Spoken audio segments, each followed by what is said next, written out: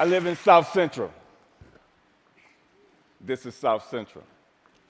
Liquor stores, fast food, vacant lots.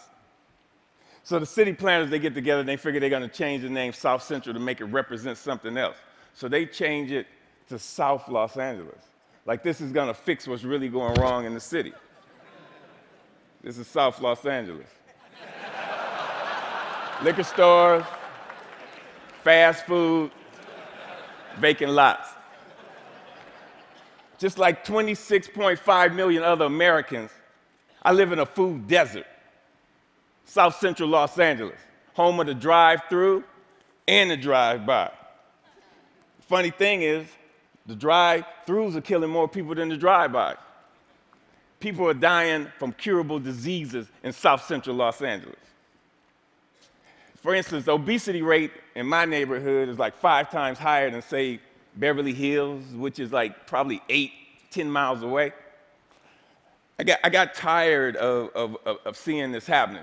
And I wonder, how would you feel if you had no access to healthy food? If every time you walk out your door, you see the ill effects that the present food system have on your neighborhood? I see wheelchairs bought and sold like used cars. I see dialysis centers popping up like Starbucks. And I figured this has to stop. So I figured that the problem is the solution. Food is the problem, and food is the solution.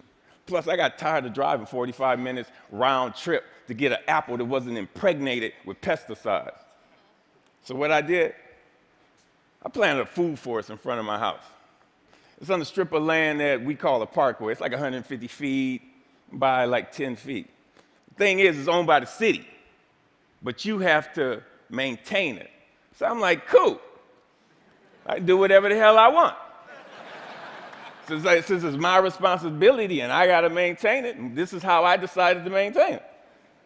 So me and my group, LA Green Grounds, we got together and we started planting my food forest, fruit trees, you know, the whole nine, for vegetables. What we do, we're a pay-it-forward kind of group, where it's composed of like gardeners from all walks of life from all over the city, and it's completely volunteer, and everything we do is free. And in the garden, it was beautiful. And then somebody complained. The city came down on me and basically gave me a citation saying that I had to remove my garden, which this citation would turn into a warrant. And I'm like, come on, really? A warrant for planting food on a piece of land that you could care less about? And I was like, cool, bring it. Because this time it wasn't coming out. So LA Times got hold of it. Steve Lopez did a story on it and talked to the councilman. And one of the Green Grounds members, they put up a petition on change.org. And with 900 signatures, we were a success. We had a victory on our hands. My councilman even called and said how they endorse and love what we're doing. I mean, come on, why wouldn't they? LA leads the United States in vacant lots that the city actually owns. They own 26 square miles of vacant lots. That's 20 Central Parks.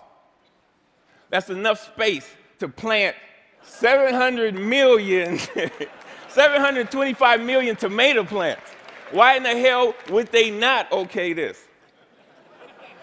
Growing one plant will give you 1,000, 10,000 seeds.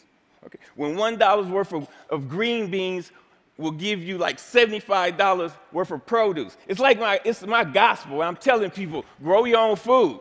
Growing your own food is like printing your own money. Thank you. See, I have a legacy in South Central. I grew up there. I raised my sons there. And I refuse to be a part of this manufactured reality that was manufactured for me by some other people, and I manufactured my own reality. See, I'm an artist. Gardening is my graffiti. I grow my art. Just like a graffiti artist, where they beautify walls, I beautify lawns, parkways. I use the garden, the soil, like it's a piece of cloth. and the plants and the trees, that's my embellishment for that cloth. You'd be surprised what the soil could do if you let it be your canvas. You just couldn't imagine how amazing a sunflower is and how it affects people. So what happened? I have witnessed my garden become a tool for the education, a tool for the transformation of my neighborhood. To change the community, you have to change the composition of the soil. We are the soil. You'd be surprised how kids are affected by this. Gardening is the most therapeutic and defiant act you can do, especially in the inner city. Plus, you get strawberries.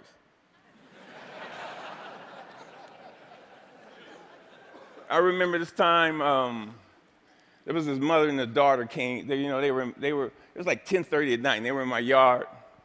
And I came out, and they looked so ashamed. And I'm like, man, it made me feel bad that they were there. And I told them, you don't have to do this like this. This is on the street for a reason. It made me feel ashamed to see people that was this close to me that was hungry, and this only reinforced why I do this. And people ask me, Finn, aren't you afraid people are going to steal your food? And I'm like, hell no, I ain't afraid they're going to steal it. That's why it's on the street. That's the whole idea. I want them to take it, but in the same time, I want them to take back their health.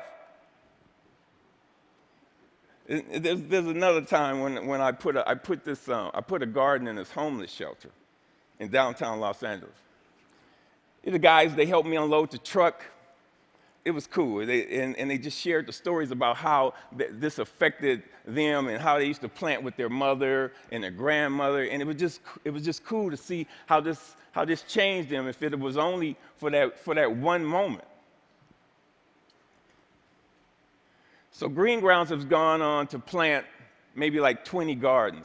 We've had like 50 people come to our dig-ins and participate in this, all volunteers. If kids grow kale, kids eat kale. If they grow tomatoes, they eat tomatoes. But when none of this is presented to them, if they're not shown how food affects the mind and the body, they blindly eat whatever the hell you put in front of them. I see young people, and they want to work, but they're in this thing where they're caught up. I see kids of color, and they just on this track that's designed for them that leads them to nowhere. So with gardening, I see an opportunity where we can train these kids to take over their communities, to have a sustainable life. And when we do this, who knows? We might produce the next George Washington Carver. But if we don't change the composition of the soil, we will never do this. Now, this is one of my plans. This is what I want to do. I want to plant a whole block of gardens where people can share in the food in the same block. I want to take shipping containers and turn them into healthy cafes. And now, don't get me wrong. I'm not talking about no free shit, because free is not sustainable. The funny thing about sustainability, you have to sustain it.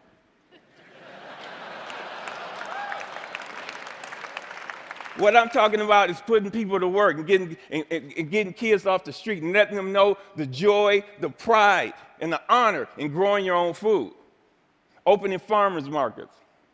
So what I want to do here, we got to make this sexy. So I want us all to become ecolutionary, renegades, gangsters, gangster gardeners. We got to we got to flip the script on what a gangster is. If you ain't a gardener, you ain't gangster. Get gangster with your shovel, okay? And let that be your weapon of choice. So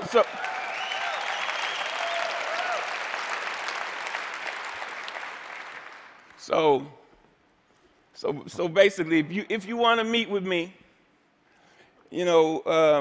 if you want to meet, don't call me. If you want to sit around in cushy chairs and have meetings where you talk about doing some shit, where you talk about doing some shit.